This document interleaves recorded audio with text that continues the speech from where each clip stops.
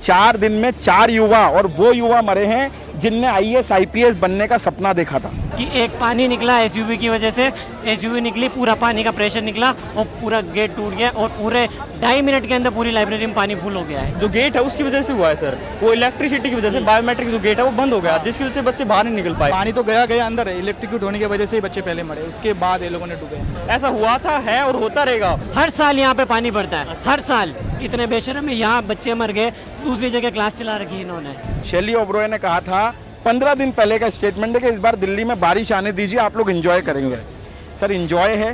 नमस्कार, मैं हूं राशिद और आप देख रहे हैं वन इंडिया हिंदी। ये कैमरे पे जो आप तस्वीर देख रहे हैं ये राजधानी दिल्ली के ओल्ड राजेंद्र नगर इलाके की हैं, जहां पर राउस IAS स्टडीज सर्कल की ये तस्वीरें हैं। यहाँ की घटना मैं आपको बता दूं क्योंकि कल से आप दिन रात ये खबरों में देख रहे होंगे कि यहाँ पे किस तरह से बेसमेंट में पानी भरा, 3 छात्रों की जान चली गई।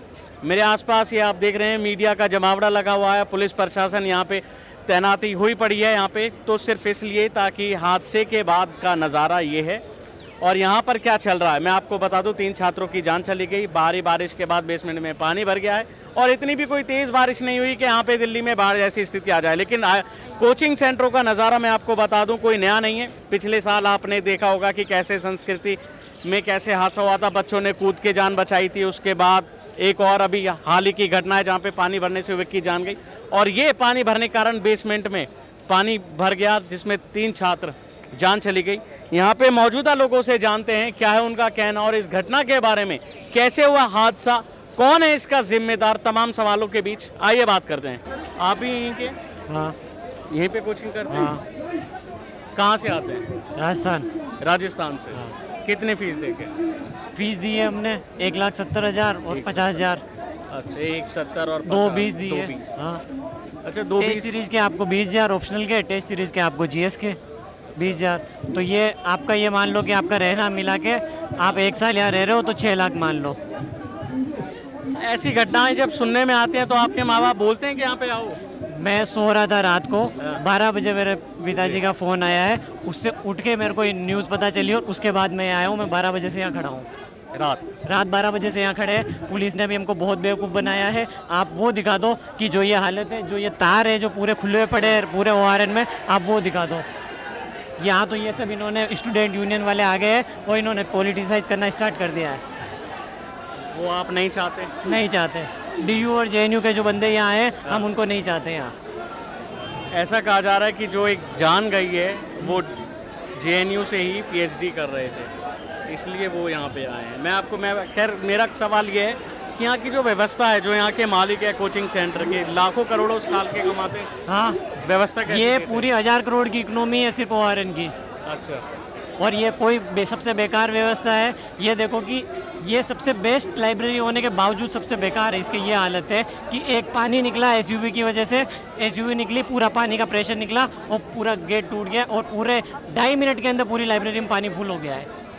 अच्छा, उस हादसे की बात है? उस हादसे की बात है। ये 7 बजे। अच्छा, 7 बजे। हाँ, यहाँ पानी भरा था इतना। अच्छा। तो एसयूवी निकली पूरी। पानी भरता कैसे? ये हर साल बढ़ता है। एक्चुअली क्या है, MCD इसको बहुत इग्नोर करती है। हर साल यहाँ पे पानी बढ़ता है, हर साल।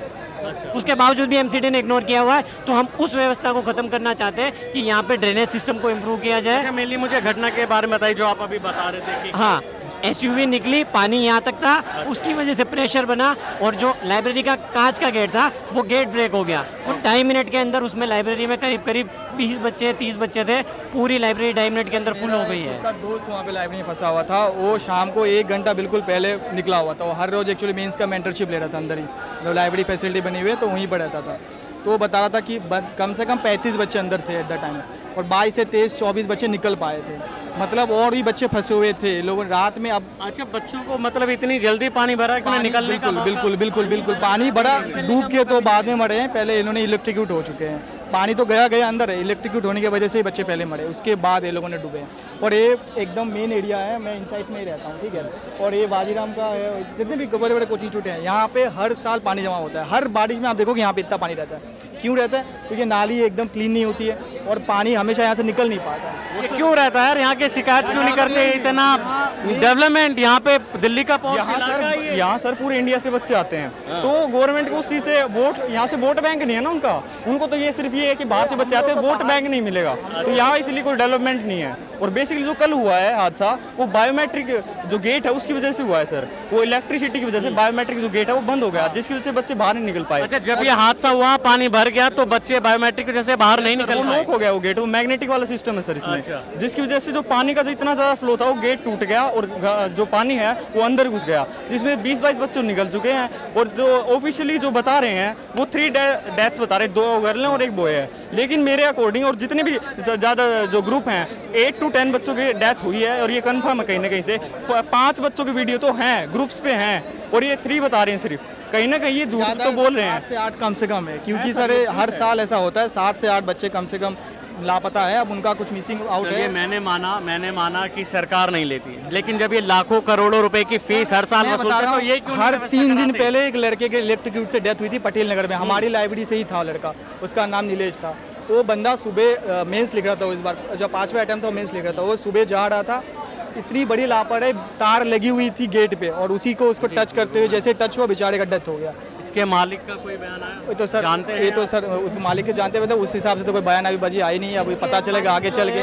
बहुत पावरफुल है। अच्छा। आरबीआई के जो एक्स गवर्नर है उनके साथ, इतने सारे जो आईएएस रह चुके हैं उनके साथ, इसलिए लोग ये कह रहे होंगे कि सेंट्रल गवर्नमेंट है वो बच्चों की जान क्यों छुपाएगी, क्योंकि एमसीडी तो आपके पास है, आम आदमी पार्टी के पास है, तो सेंट्रल गवर्नमेंट जिनकी जो पुलिस है वो बच्चों की लाश क्यों छुपाएगी, कि जो एक्चुअल काउंट है क्यों छुपाएगी, क्योंकि ये इसका जो मेन डायरेक्टर है बहुत पावरफुल है, जो उससे कोई फर्क नहीं पड़ता सेंटर में किसकी है, स्टेट में किसकी है, एमसीडी में किसकी है। सर ये कोचिंग की नहीं है बात, यहाँ की व्यवस्था ही ऐसी है सर। ग्राउंड लेवल पे आप देखोगे बेसमेंट में सारी लाइब्रेरी बनी है, कोई व्यवस्था नहीं है, बस रूम छोटे छोटे हैं यहाँ, क्योंकि सरकार को यहाँ से कमाई है, बस इनको जो बाहर से आते हैं उनसे कोई फर्क नहीं पड़ता, वो लोग उनके वोट बैंक है नहीं।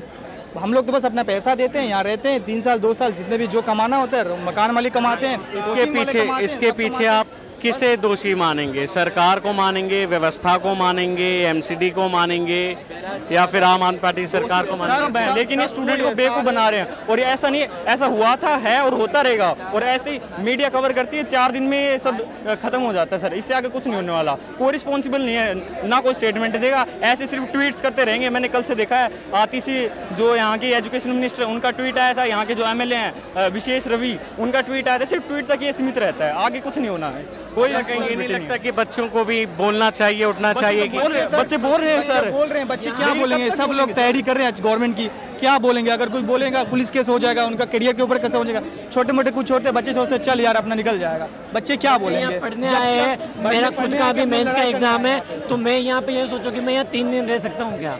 मेंस का एग्जाम है मेरा कुछ दिनों के बाद, तो यहाँ पे बच्चे ये अफोर्ड नहीं कर सकते हर छोटी छोटी चीज़ के लिए। आज ये तो 5 बच्चे 10 बच्चे मरे हैं, इसलिए मैंने यहाँ 3 साल से रह रहा हूँ, पहली बार देखा है कि यहाँ पे वारन में कभी प्रोटेस्ट हुआ है। अच्छा, 3 साल में आपने मतलब अपनी लाइफ में क्या क्या देखा है? मतलब यहाँ पे कोई प्रोटेस्ट नहीं होता है, कोई यूनिटी नहीं है, ठीक है, बच्चों को कोई मतलब नहीं होता है, कोई मर गया तो मर गया, ऐसे केस होते आए हैं, छोटे मोटे होते हैं। पहली बार ये ऐसा हुआ है कि मैंने किसी से सुना भी नहीं कि पिछले मैं आपसे उन हालातों के बारे में जानना चाहता हूँ कि जिन संघर्षों के साथ आप यहाँ पे पढ़ते हैं, क्या आपको लगता है जितनी मोटी आप फीस देते हो उतनी व्यवस्था ये सेंटर्स आपको देते हैं? बिल्कुल नहीं देते। एक क्लास में 300 से 500 बच्चे, जो एक बैच में? हाँ, एक बैच में, एक क्लास में 300 से 500 बच्चे, बिना दिमाग लगाए, बिना देखे मैं बता सकता हूँ कि वो इलीगल है। कि एक बार भी हल्की सी भी भगदड़ मच गई, आग लग गई, तो 500 बच्चे एक गेट से नहीं निकल सकते, और उसमें से कुछ बच्चों की मौत होगी, उसका जिम्मेदार कौन होगा? और ये अभी भी चलेगा।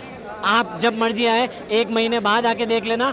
आज जिन ये बोल रहे थे राउस का ये वाला इंस्टीट्यूट यहाँ हुआ है, नॉर्थ कैंपस में इनकी क्लास चल रही है, इतने बेशरम है ये। अभी भी चल रही है, जा रही है? हाँ, इनकी क्लास चल रही है, इतने बेशरम है, यहाँ बच्चे मर गए, दूसरी जगह क्लास चला रखी है इन्होंने। सर मैं कल रात को 9 बजे से यहाँ पर हूँ। आने के बाद मुझे पता चला कि एनडीआरएफ और दिल्ली पुलिस को 7 बजे कॉल हुआ था, और 7:30 बजे यहाँ पर दिल्ली पुलिस और एनडीआरएफ की टीम थी। एनडीआरएफ के करीबन 50 से ज़्यादा गोताखोर यहाँ मौजूद थे। सुबह 4 बजे तक एनडीआरएफ का ऑपरेशन चला है। ये जो घटना है, आपको पहले ये समझना पड़ेगा कि कोई बहुत ज़्यादा बारिश नहीं आई थी, सिर्फ 20 मिनट की पानी की बारिश से ये पूरा भर गया। अब इसके पीछे कारण अगर हम बात करें तो इसमें जो स्थानीय यहाँ के लोग हैं, उनने जो यहाँ के एमएलए हैं आम आदमी पार्टी के दुर्गेश पाठक, उनको काफ़ी बार इंटीमेशन दिया कि यहाँ पर वाटर लॉगिंग हो जाती है, बेसमेंट्स में पानी घुस जाता है। और आप समझिए ये पूरा जो है कोचिंग हब है ओल्ड राजेंद्र नगर, यहाँ पे जानी मानी IAS की कोचिंग्स हैं और यहाँ पे सारी बेसमेंट्स में इलीगल लाइब्रेरियाँ रन करती हैं, क्योंकि MCD के रूल के हिसाब से आप बेसमेंट में लाइब्रेरी रन नहीं कर सकते और एक सिंगल एंट्री से तो कर ही नहीं सकते, कम से कम 2 एंट्री होनी चाहिए। तो आप समझिए जिंदगी दिल्ली में मौत की जो एक आदमी की ज़िंदगी और मौत की कीमत है, मुझे लगता है वो मुफ्त चल रही है। आपने देखा 4 दिन पहले पटेल नगर में किस तरीके से नीलेश जो एक UPSC एस्पिरेंट था प्री क्लियर करता है और एक बारिश होती है, अपने आप को गड्ढे से बचाने के लिए वो एक गेट पकड़ता है और बिजली से मर जाता है। BACS को आधा घंटे कॉल करते हैं पर वहाँ कोई नहीं पहुँचता।